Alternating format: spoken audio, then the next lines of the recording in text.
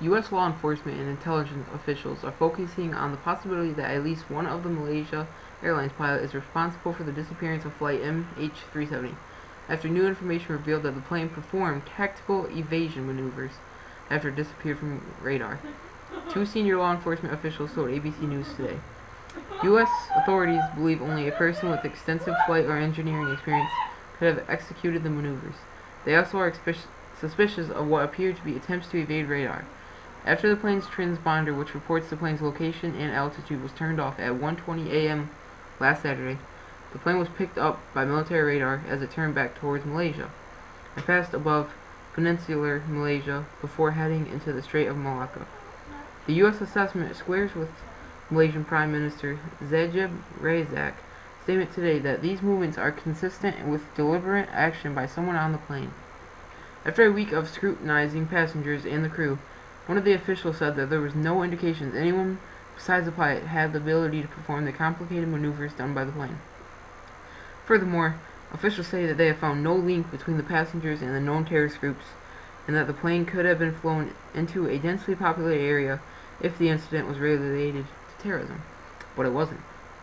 Another possibility that can't be ruled out is the pilots were coerced or made to redirect the plane by force. ABC News aviation expert and former Marine Corps fighter pilot Steve Ganyard said it's possible that the movements made by the plane could mean it was piloted by amateurs not used to flying at night.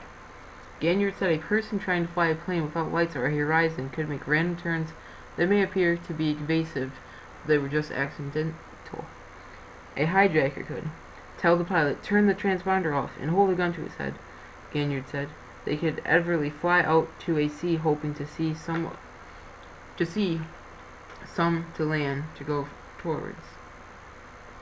Ganyard also noted that the hijackers of United Flight 93 on September 11th raised and lowered the altitude to try and stop the passengers who were storming the cockpit. Earlier in the day, Malaysian police visited the home of Captain Zahari Ahmed Shah, the 53-year-old pilot of the missing plane.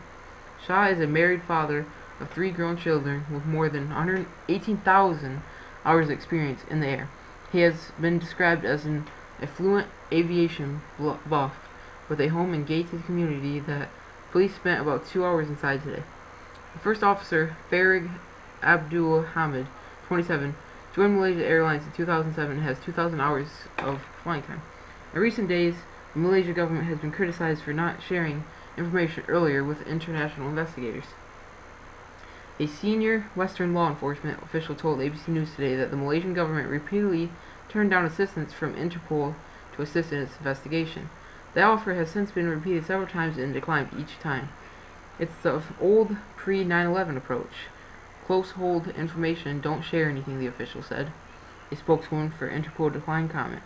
Law enforcement officials are now worried that the critical investigative time has been lost and leads could well be dried up as sources of information could have been dispersed in the last week. The FBI also hasn't been invited by the Malaysian government to help on the ground, sources said. Malaysia Airlines has shared all available information with the relevant authorities since the moment we learned that the aircraft had disappeared. Read a statement from the airline. This is a truly unprecedented situation for Malaysia Airlines and for the entire aviation industry.